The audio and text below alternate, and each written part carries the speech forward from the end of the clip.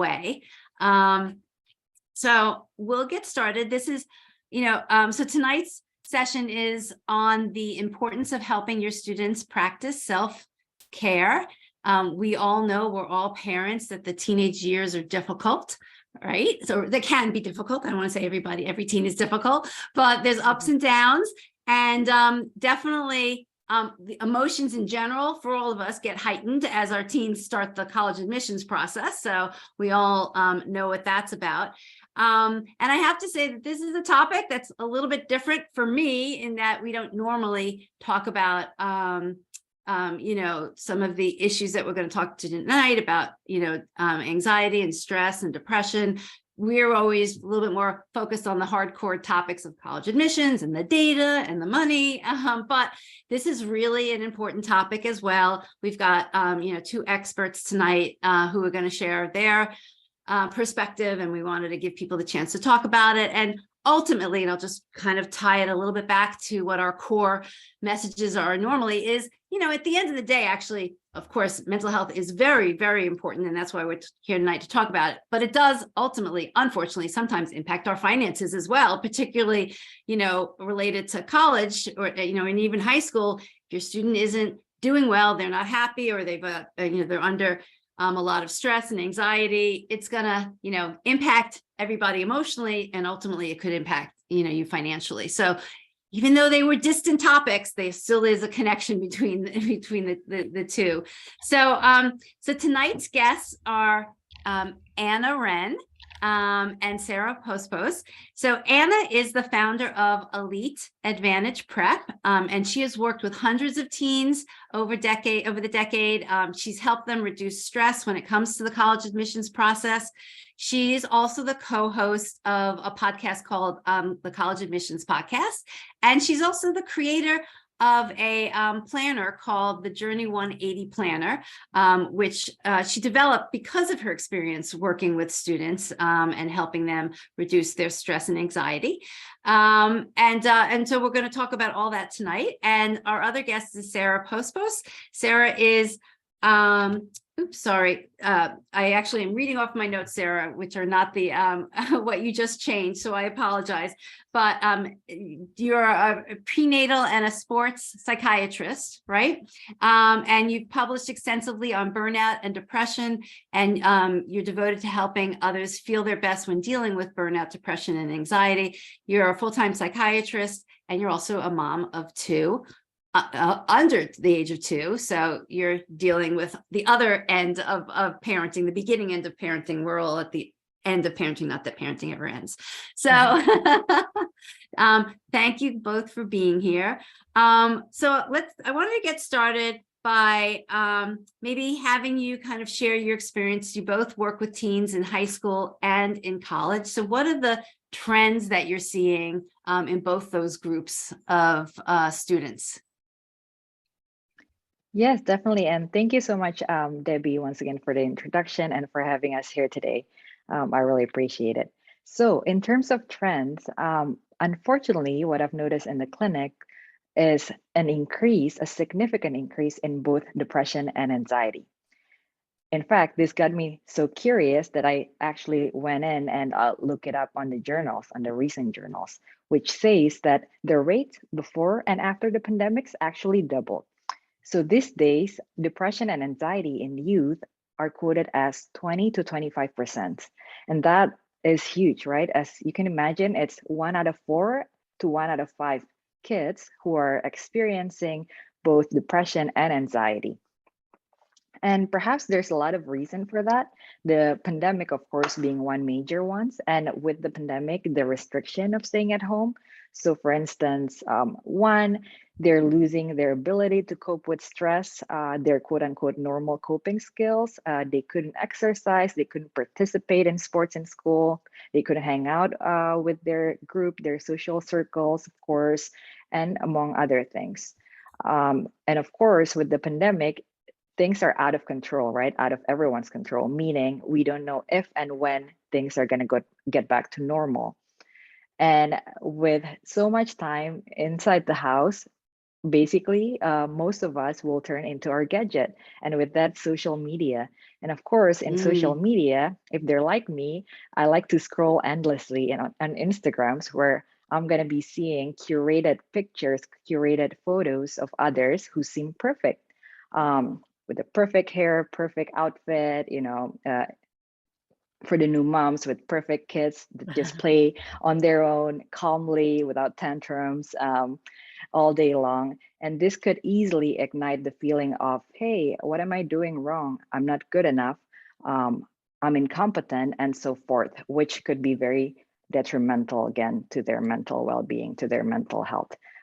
So in short, unfortunately, in terms of what I'm seeing with the youth today, increased depression, increased anxiety, increased burnout, and just decreased sense of mental well-being in that way. Yeah, it's almost like unfortunately, a perfect storm between the pandemic and then, the heightened use of social media. Like the two things, just exploded all the problems that we're seeing today. Yeah, all at the same time. And like personally, even in my consulting group, like we saw, like I would say a third of our students develop mental health issues as a result of the pandemic. And for sure, I think they already had challenges because I was at a conference earlier this spring, and one of the speakers mentioned the book, and I highly recommend it, The Stressed Years of Their Lives. And it talks about the biggest teen challenge is fear of failure. And I don't know if any that resonates with any other parents. My own little toddler has fear of failure. So, and the other thing would be destructive perfectionism. And so that kind of again speaks to what Sarah was talking about before, which is this need to be like, well, is something wrong if I'm not perfect? And I think that really captures the biggest challenges, that I'm also seeing in teens, especially in the college admission space. So you started to talk a little bit about this, but I guess, can you really describe better like what, and you, I have a term here that says comparatitis and negative self-talk. So like what exactly does that mean, and how is it hurting teens? Yes, absolutely. So comparitis, right? Oh, sorry. As as the name suggests, it's about comparison, comparing, constant comparison specifically. So, like Teddy Roosevelt said, comparison is a thief of joy, which is very true. So let's say if our kid, our teen, get an A in one exam, and then, however, he looks at his best friend who always get an A in each and every exam that he took and is a valedictorian. Our kid could very much, be discouraged of that because his or her quote unquote win is not enough. Or in the context of college admission, perhaps they get admitted to their second choice. However, a friend of a friend of a friend just get admitted to Harvard.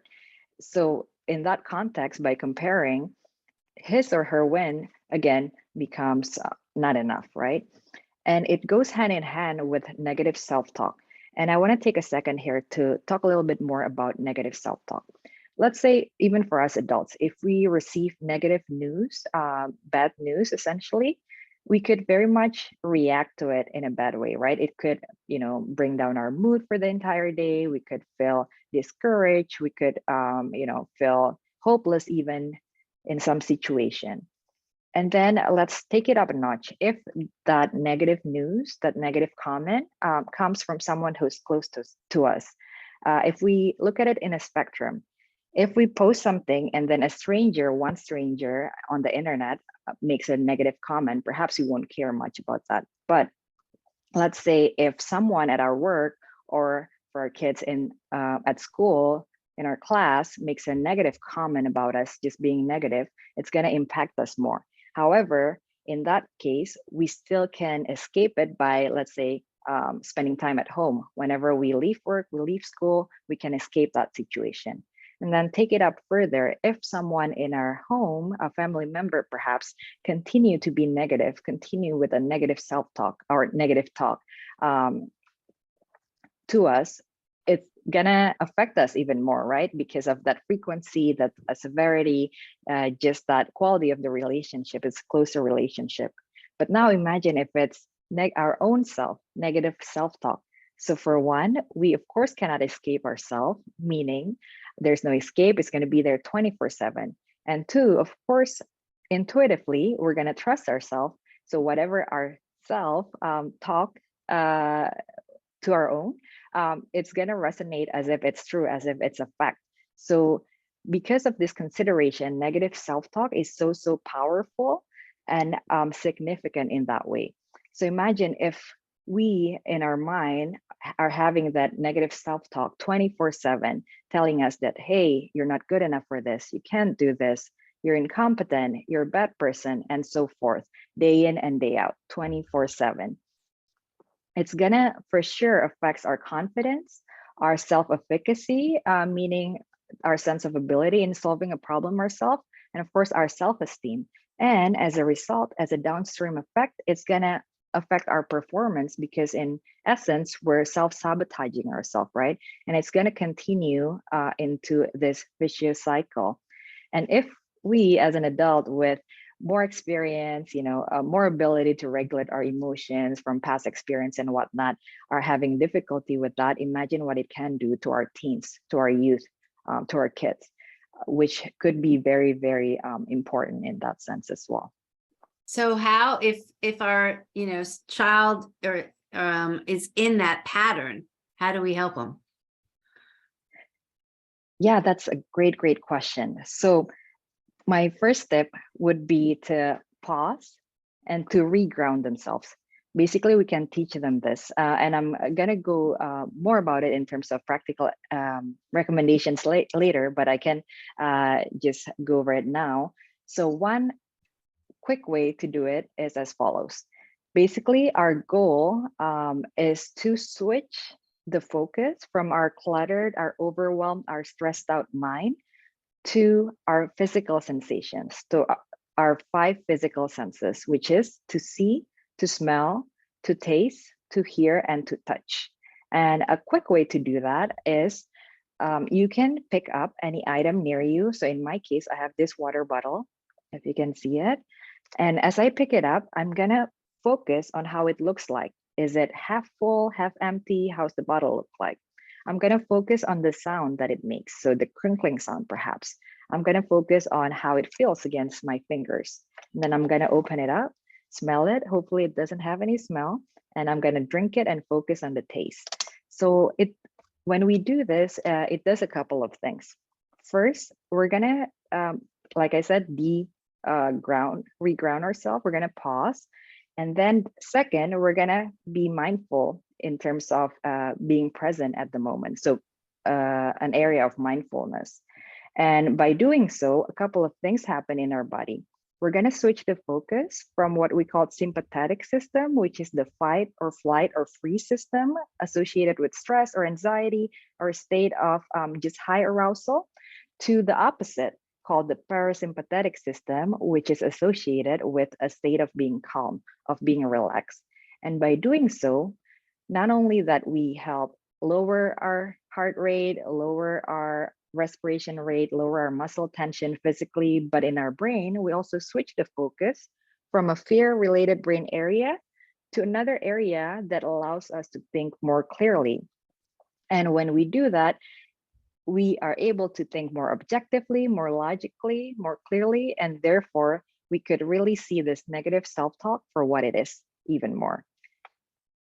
Well, I jumped into asking you how to fix it, but I guess my question really maybe before that is, how do you actually even identify that your student is having this self-negative talk? If they're kind of doing it within themselves, they may or may not be exhibiting it outwardly. Great question. Yes, definitely, because it's really hard to tell what's going on in someone's mind, right? Right. So a couple of things. Either they may alluded to it, they may verbalize it in some ways, maybe not in that exact sentence, but something along those lines, or more frequently, you could see it in terms of the outcomes. So for students, it may look like, perhaps they used to always get an A's, and then suddenly their grades are dropping without any explicit explanation. It may look like, in terms of their behaviors, they usually are very personable, very sociable, but suddenly they're more isolated. They appear, to be more downcast in terms of their mood. They just don't seem like themselves, for example. You could see it perhaps in the quality of their relationship. Maybe they become more irritable, just more isolated in that way, which could impair their relationship either. So that those could be a more tangible outcomes, so to speak, or tangible things to watch out for in that case. I would say sometimes it's also how they speak. So paying really attention to choice of words. Just as like an educational consultant, like students will come to me with their scores or with their grades, and they'll be like, I did badly, or, it was terrible or whatever. And I'm like, it is what it is. We're not gonna assign, any emotion to this. This is just your score. It's not good or bad, right? And then like that will also help them reset, how they approach and how they think about a situation. And I often tell my students like, hey, I don't want you to feel ashamed for coming back to me with a grade or a score that you're not proud of. Like seriously think about this as if you're going to the doctor. Would you be ashamed that you got a cut, right? You have a cut, and that's really, we try to approach it much more so that, hey, this is just what it is, and we'll just come up with a plan, and then, and just take it that way and try to remove some of that emotion or emotionally charged mindset from that discussion. So somebody had asked, and I think Anna, you used the word destructive perfectionism. Can you talk a little bit more about that? And I don't know if you do have any, suggestions or solutions if parents see that happening. Yeah, absolutely. So I think most parents, I think someone said spot on. I'm sure you do see it happening to your kid where it's like that 1 point is like a big deal that they didn't get that 1 point, or like we'll always like level set expectations and kind of like with our students and say like, for those that strive to get that perfect 1600, and I'll just tell them honestly, like if you look at the facts, it doesn't matter. Once you've hit like a 15 whatever, it doesn't matter, or 2 admissions, go work on something else. But I think the other thing is reflection and gratitude. So I was going to talk about it a little later, but like destructive perfectionism perpetuates, for example, anxiety, which Sarah will also talk about. And, for my students, like what I've found helps, especially in the college admission cycle, is changing the way they approach, understanding what you do have control over and what you don't have control over. Right. I love the serenity prayer because it's like a nice reminder, hey, I don't have control over this. Right.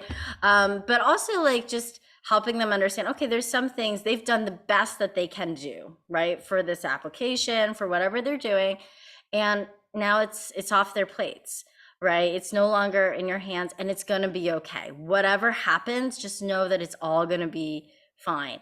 And so I know like for some of the students I work with that are very, let's say, applying for very competitive schools, it's the first lesson in resilience for some of them, right? The repeated rejections that they're going to get. And so for some of my students, it's very humbling and they take it hard at first. But then one of them was like telling me, she's like, Anna, what I realized was if I just don't expect anything and I just go with gratitude and gratitude for whatever decision comes, it's a lot healthier for myself. And so that kind of helps with the trying to be perfect, especially about things they can't control. Well, I love that about understanding what's in your control and what's not in your control in this process. And, if it's not in your control, it's not that it's horrible. It's just like, you need to, do the best you can with what you can control and kind of recognize what you can't control. And so you can't stress over it because you can't do anything about it, So, and that is like the ping pong of this process. There are pieces of the college admissions process where parents and students can control. So they should understand what those pieces are and kind of, maximize it to the best. But then kind of once they let it go, which is in this case, like submitting an application, you've done the best and now it's not in your control. And so, and then you actually have to recognize that when responses come back, some of those things will now bounce back and be in the control of the student or the family. So, Absolutely. when, there might be obviously some rejections, but there will be acceptances. So, and if there are multiple acceptances, now the family is in control about what the next decision is. So it's just like, it's this ping pong of back and forth, which I don't think that people always recognize. They just always think that, it's kind of like out of my control. We're just going to, put in these applications and then see what happens. But it's a back and forth of to some extent power or decision making. It is. And I was sitting in on a conference with like admissions officers, and they said, they're like, remind your students that they are in control for many aspects of this process, whether it's the list, the materials they choose to send. It's just that final decision that's out of their control. But I think one of the things that helps, and I always tell my students, is try not to use the word should. Oh, it should have been this, right? I should have done that. There is no should. It just is what it is, right? And knowing that, and admissions has also said, like, just also remind your families that admissions is not meant to be a fair process. So don't create that in your mind. That's actually I think you should repeat that. That is such an important statement. I mean, we kind of always want fairness, but the reality is you're absolutely right. It's not a fair process. And if you accept that at the beginning, then, maybe the responses are a little easier to digest. Absolutely. And I think it does make it a lot easier to digest. And like one of my students last year learned, she's like, okay, so my other classmates got into these schools and I didn't. And I said, it's out of your control. The reason they were accepted, and we reviewed what those were outside of her control. Those are all factors that happened before she was born, probably. Yeah. And shaped part of this admissions process and cycle. So, admissions themselves wish the process was fairer, but the truth is, especially with holistic admissions or anything else, just accept that it is unfair and just do your best and be yourself. And that's what we encourage with our students, and just let it go. No, important comments. So, maybe you can talk a little bit about, we've talked about the negative talk, but like, what are signs of burnout, or kind of how can we tell that our students are feeling overwhelmed? Yeah, definitely. So burnout is a term that we commonly hear, especially these days. In terms of the definition, first though, burnout just means a collection of symptoms, which usually is caused by persistent, enduring work stress. So in the context of studying, in the context of students, of course, it means academic work, academically related purposes, right? And what are the symptoms? What are the signs of burnout? It basically hones over three main areas, and I'm going to go over it one by one. The first one being emotional exhaustion. And here I'm not talking just about regular feeling of tiredness, which can go away with, let's say, a full 8 hour of sleep, or a hot shower, a massage, or watching or catching up with an episode of your favorite show. I'm talking about feeling emotionally drained, emotionally exhausted day in and day out, despite what you try to do.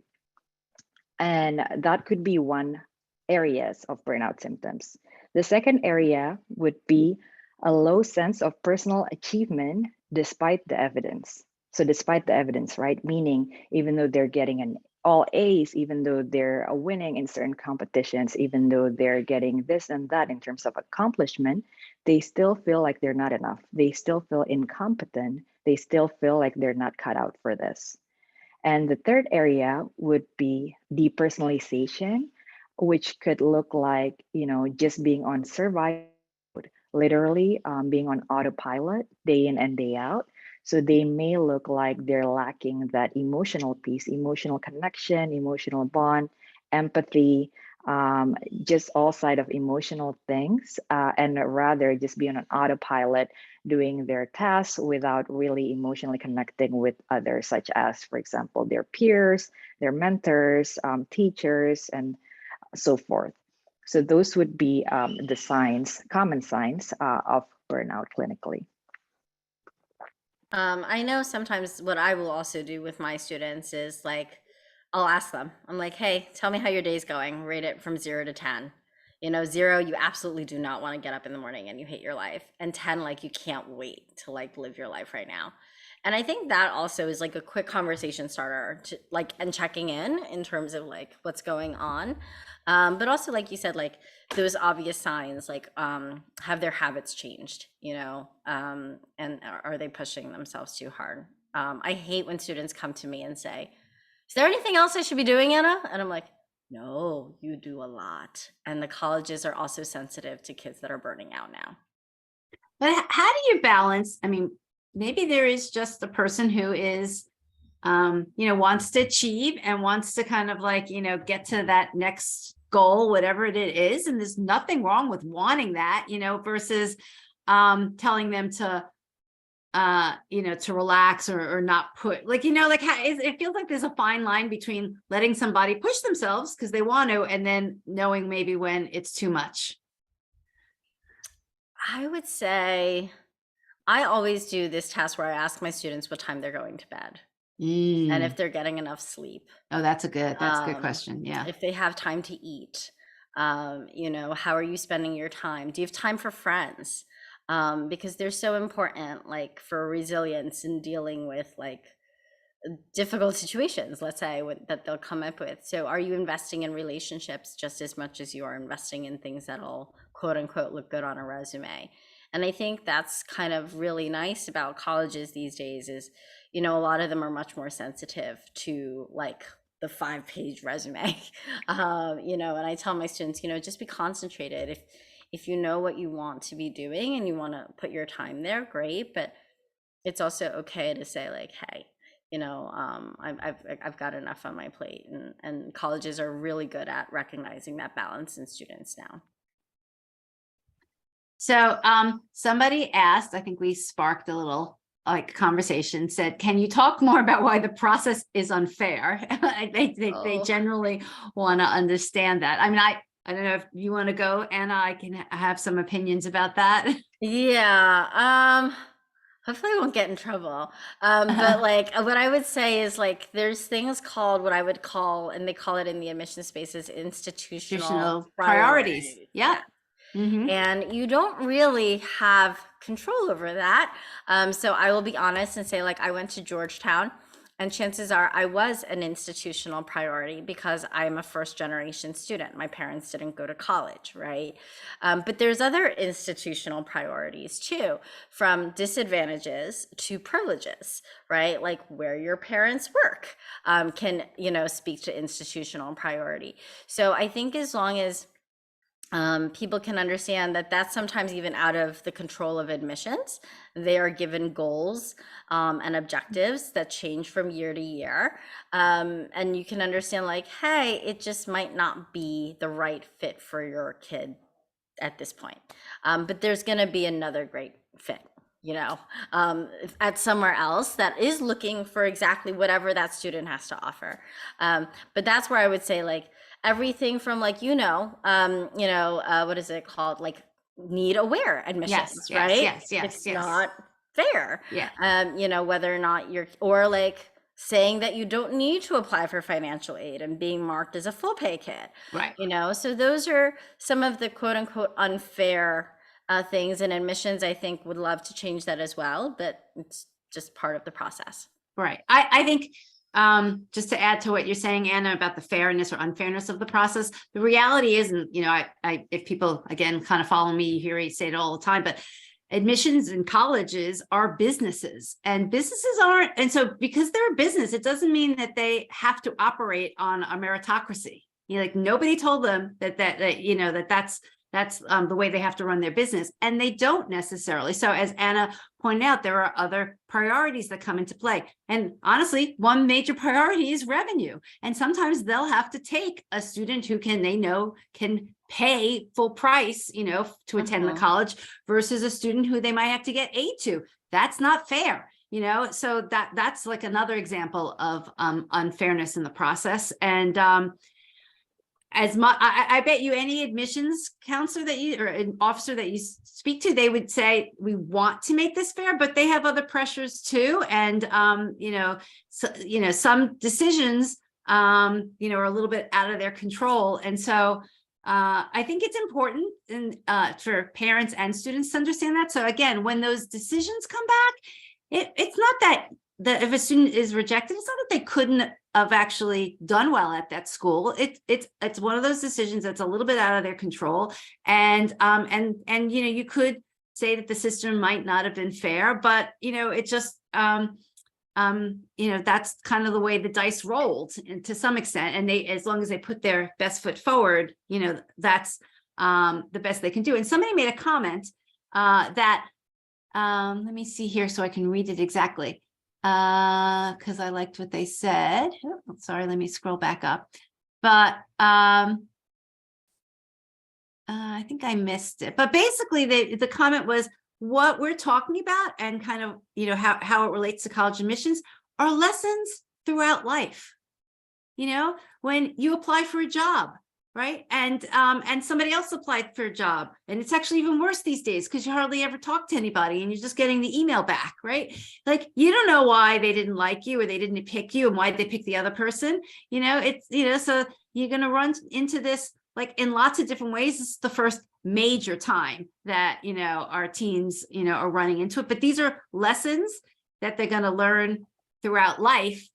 So it would be good to learn how to deal with them now so that they can build up, those skills, every time that they run into these similar types of situations. Oh, here it is. Somebody said, so much of this applies not only to college applications, but to life in general. So very true. Yeah, and I saw a question about avoidance and stuff. So hopefully Sarah will cover procrastination and avoidance. So just so that whoever wrote that didn't think that we weren't going to cover it, we will probably cover that later. Well, actually, I was going to read that question. I don't know if maybe you want to talk about it now, Sarah. So somebody is saying, I have a child that is not an overworker, and I hope that people don't think that we're only addressing like overachievers in the conversation, but I have a child who's not an overworker, but also another one that is an underworker, and both are partially caused by their anxieties. Yeah, so perhaps it would be helpful just to address anxiety first in terms of how it may look like, how to recognize the sign, and then what to go about it in this case. So anxiety is actually the the most common mental conditions in the US, and I believe in the world too. Much more common than depression even. And anxiety could look different from one person to another. However, common signs may include worry that are excessive and out of control. And what I mean by that is the person, for example, objectively, logically knows that what they're worrying about is very unlikely to happen. However, it's really hard for them to control the feeling of worry. This feeling of worry still, despite that, consume their life.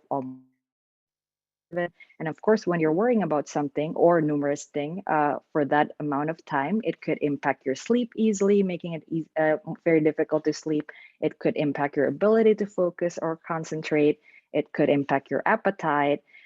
It could make you very irritable, on edge all of the time. It could make you tired, and the list goes on. And anxiety may or may not be accompanied by panic attacks as well.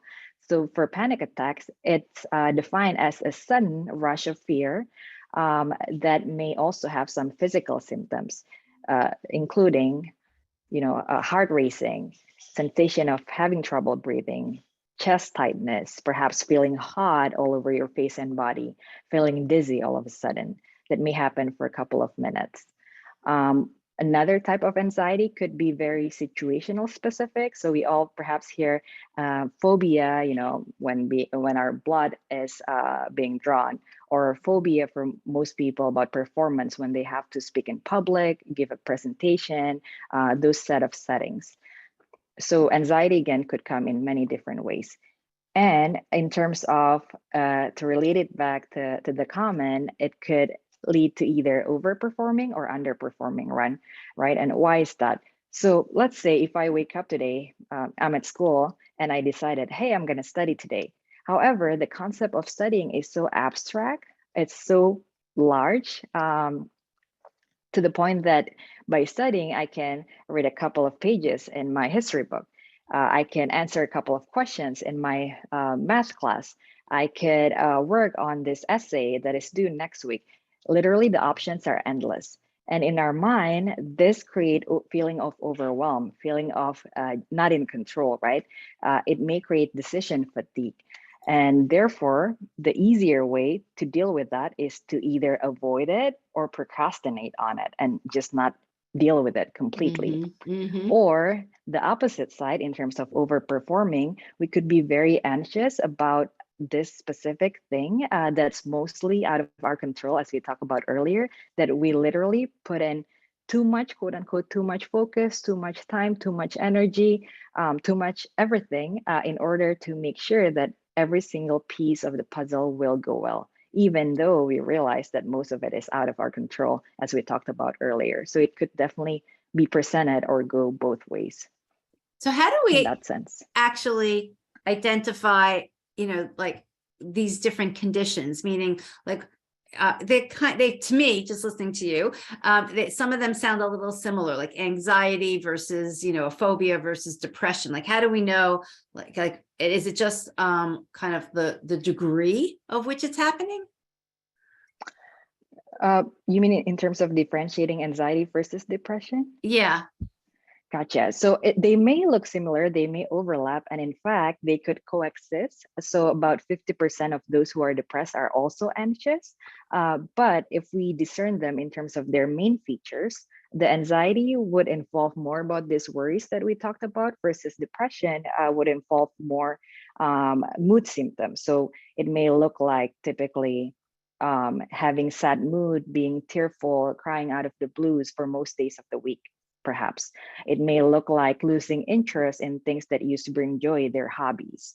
It may look like, similar to anxiety, difficulty sleeping, focusing, concentrating, feeling fatigue, having low energy.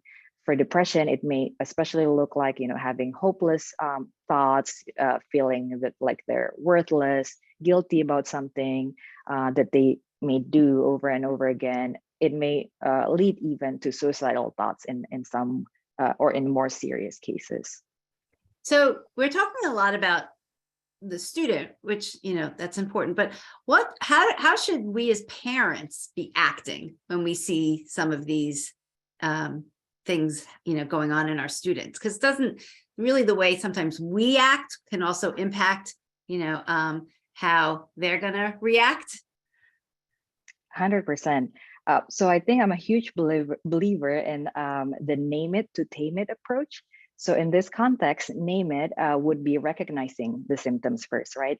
The signs that we talked about earlier. And then step number 2, after we name it, we recognize it, would be to normalize it. And because, again, anxiety is the most common mental conditions, and depression is the most common cause of disability, which is also very common, right? So anxiety and depression and burnout could very easily happen to a lot of people, to a lot of us. It's very common, despite even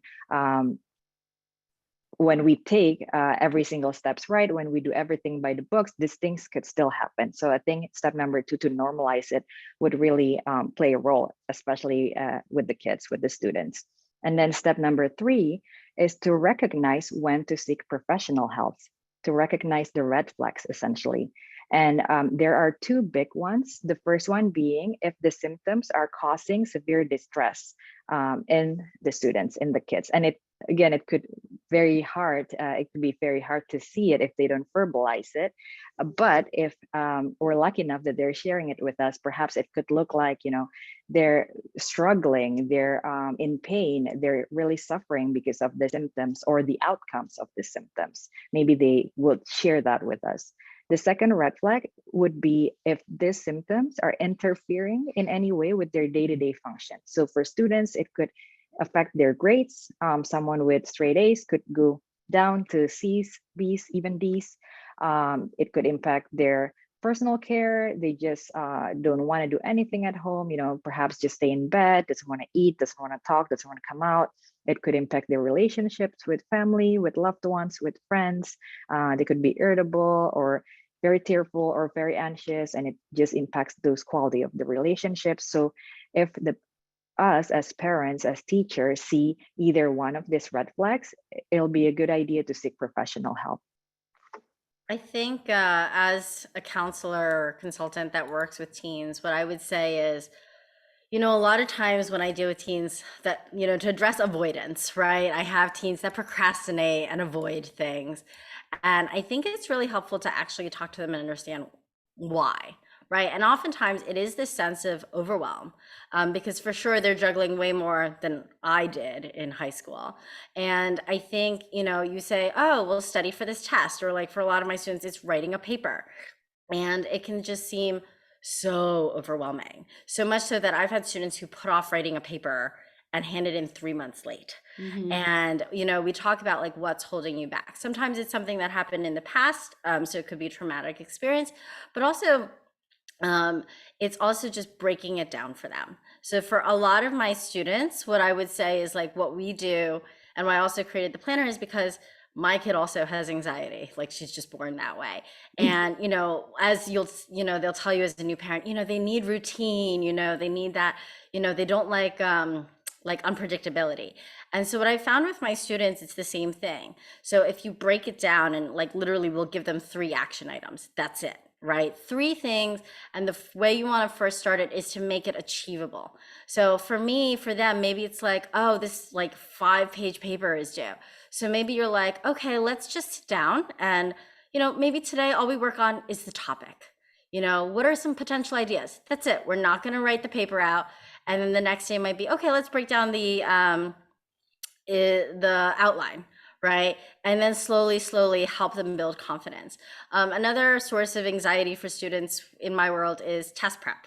I'm like, hey guys, I'm just asking you 20 minutes a day. That's it. 20 minutes a day on Khan Academy. And, a lot of them I'm like, oh my God, it's just so much, Anna, I can't do it. And so what we'll do is we'll hop in Khan Academy and I'll sit with them. I'm like, okay, let's do one of the concepts right now. And I said, I'm going to time it. Let's see how long it takes you. And literally it'll take them 2 minutes. And I'm like, was that bad? They're like, no, it wasn't, And so it's helping them kind of break that mindset that I can't do this. This is too much. So having a routine, or like for some of my students, I recommend the Pomodoro method. I don't know if you guys are familiar with it. Can you tell them a little bit? I'm not. So can you share more? So this is especially good for students that have like anxiety or like overwhelm. And it's like, or neurodiverse is what I've heard from some of my students as well, is, setting a timer. So like literally like that tomato timer you would use in the kitchen, and say, okay, for the next 20 or 30 minutes, I'm only going to work on this, and whatever gets done, and that's it. And then I'm going to take a 10-minute break, and then I'm going to move on to the next thing. And I think that also helps and keeps things from dragging out. Like, hey, I'm going to study for math.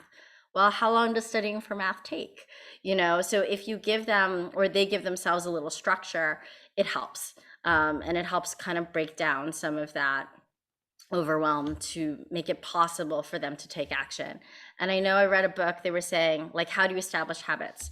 It starts with 2 minutes a day. So whatever they want to do, just 2 minutes a day, like if it's reading, if it's homework, whatever, but make it possible for them to, feel like they can achieve it. So I'll just share, and I am not a psychiatrist or any training like that. So what I'm sharing is just my own daughter's experience, and she's now graduated college. But I remember when she was in high school, and trying to accomplish a lot. She asked us, and looking back now, I'm kind of like,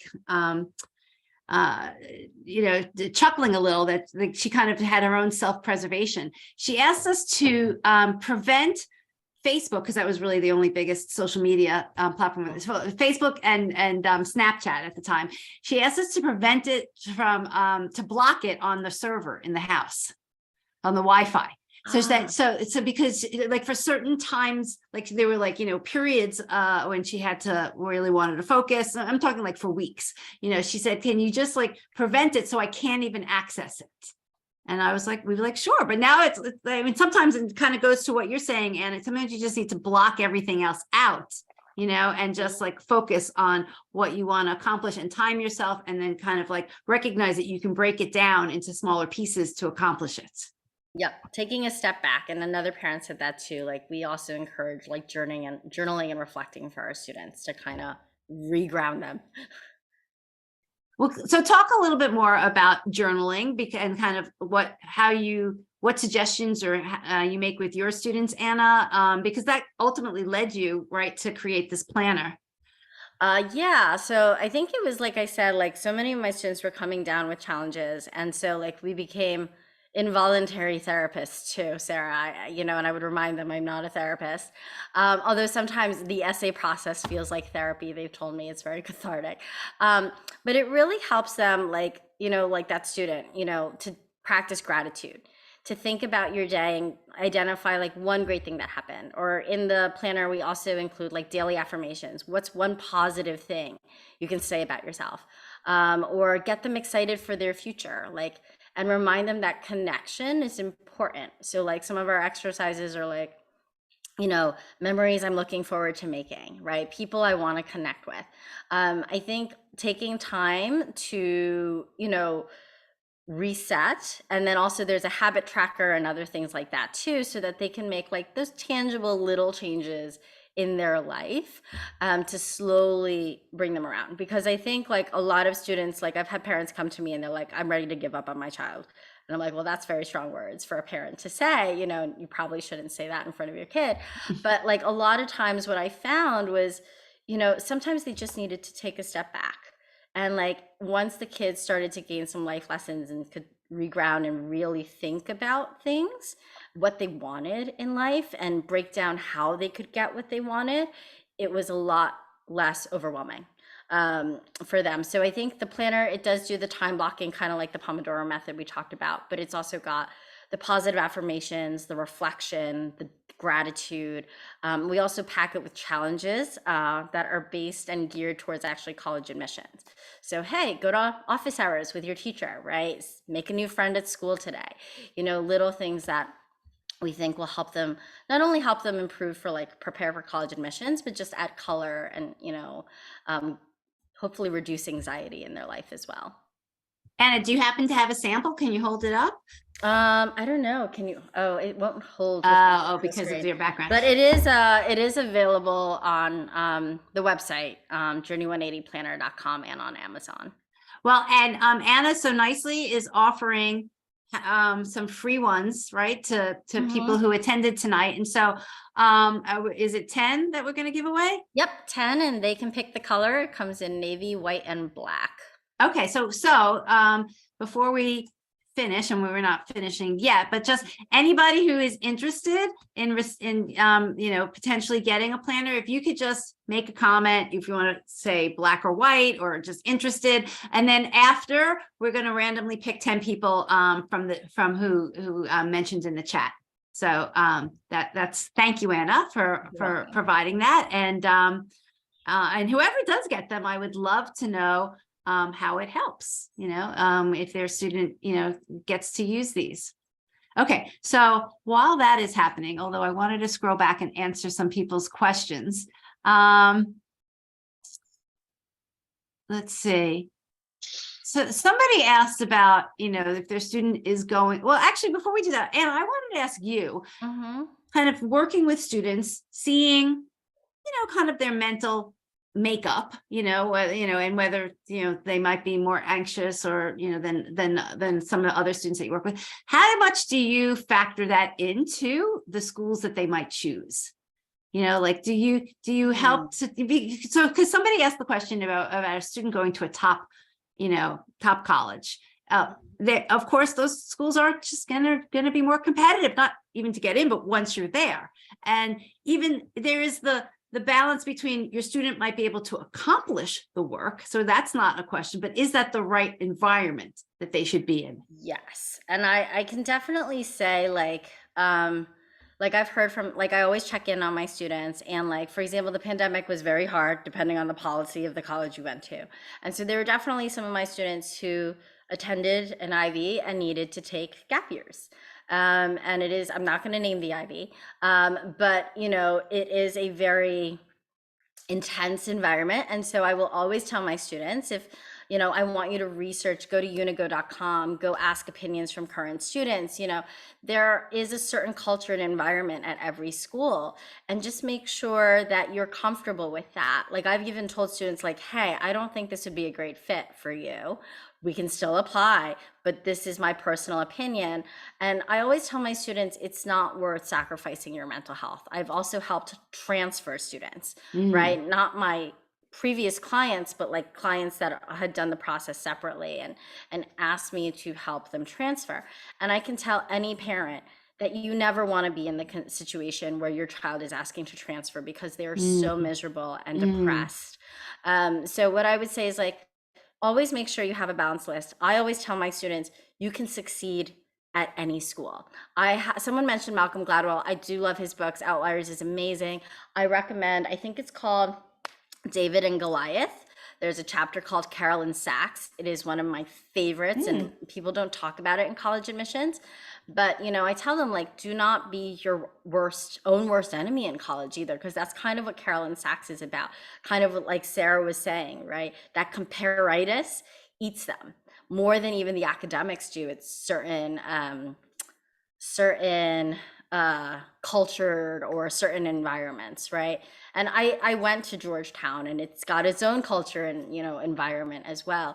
But I would always recommend, try to have a balanced list. I tell my students all the time, know that this one school is not going to be the end all be all for you. There's a lot of great schools that could be great potential fits, and you're going to be so successful.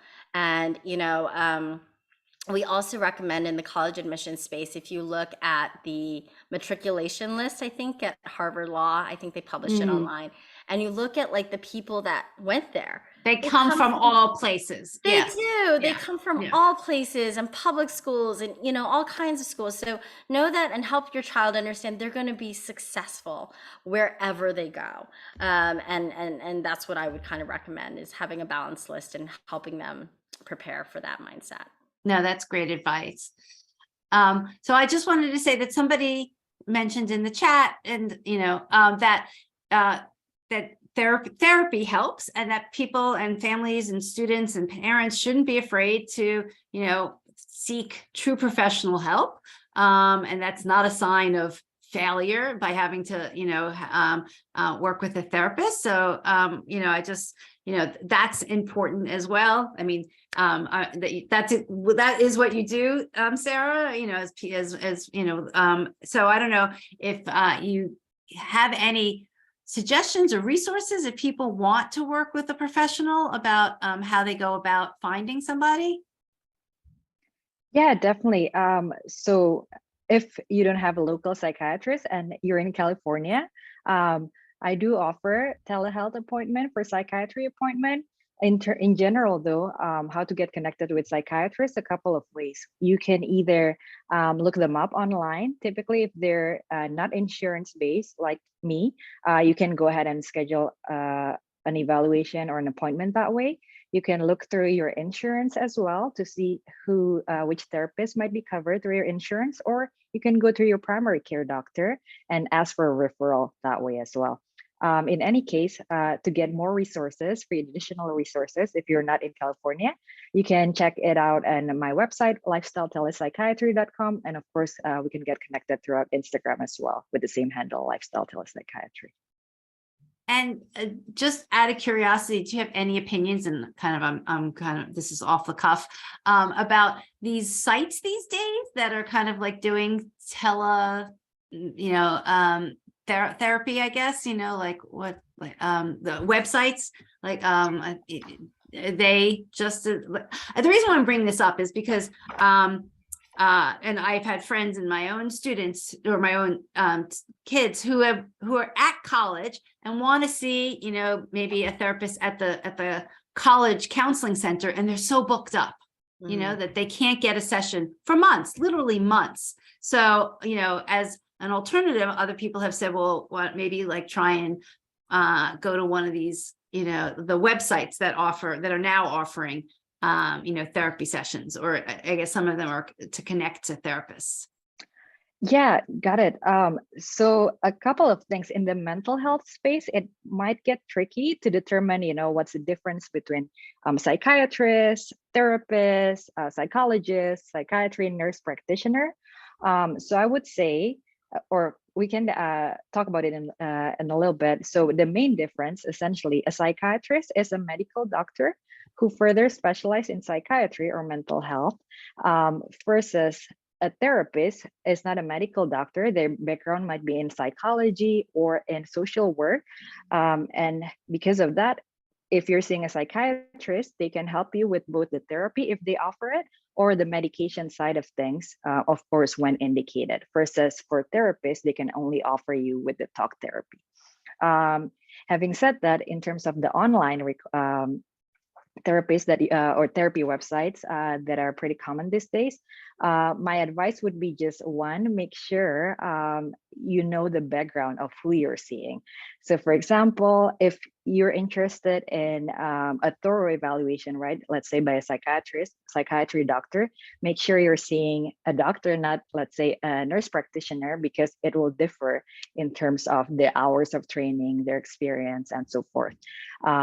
If you're looking for a therapist, make sure that you're comfortable with the fit, greater fit, and whatnot, and that your session, your care would be thorough, in a sense that it's, even though it's convenient at times to go through these websites, but you also want to make sure that they cover, they take into consideration your psychiatric care, your medical care, and all of the other factors that could very much affect your mental health as well.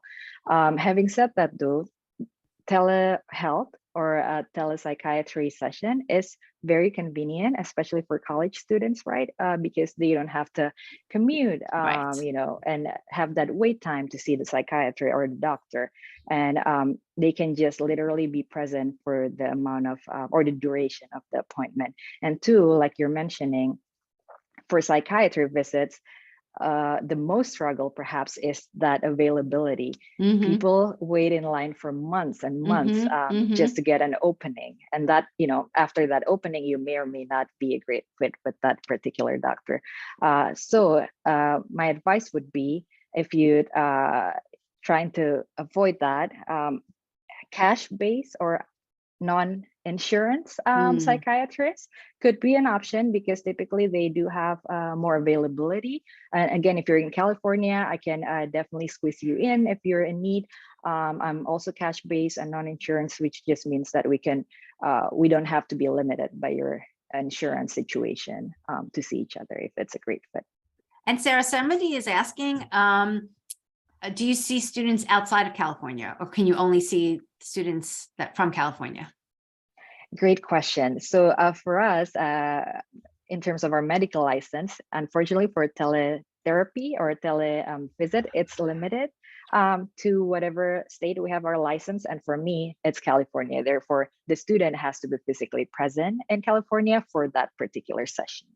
Got it. Okay. Helpful to know. Well, it's actually 9 o'clock, but I want to give both of you, is there anything that we haven't covered that you think is important that you want to share with families? And I also want to thank everybody for coming tonight. Again, it's not a topic that I normally do, but I'm really happy that it's been helpful to people. And if there are topics like this, that we don't, that just please let me know, email me topics. I am happy to find people to talk about them if it's something that we can't address personally. So I'm glad that this was one of those topics that we don't normally do, but it definitely hit a nerve, and you guys were great. So anything you want to leave people with as like parting advice? I would say, first of all, like someone asked about burnout. Like I said, like it's having that conversation with them and level setting expectations and showing them reality instead, and that will help kind of bring it down, because it's a conversation I have to have a lot with my students. Like, hey, I don't need you to do all of this. Let's just focus on these key things. But in general, if any parents, if there are any questions we did not get to answer, you can either find me at my college admissions website, which is eliteadvantageprep.com, or you can check out the planner at journey180planner.com. But again, if you guys have any questions, you can always reach out to me. I answer all my emails personally. And somebody also said, and that, they wish that their student was here tonight to listen. So we will send a recording tomorrow, link to the recording. Feel free to watch it with them, or, send it to them if they want to, want to watch it by themselves. But this is information that, I know everybody here tonight was a parent, but it's definitely information that we can use as parents, as people, and also, your students should hear it and hopefully realize what they're going through, their feelings. They're not abnormal. As Sarah said, I don't know what your percentage was, that the majority of people have some form of anxiety, and it's just, recognizing that is actually to some extent normal. It's how we deal with it, that, is what we all need to learn. Thank you so much for having us, Debbie. Thank you. Thank you both. Thank you, Anna and Sarah. And thank you, everybody, for being here. Thank you so much, Debbie. Thank you, everyone, for your time tonight. Thank you. Good night, everyone.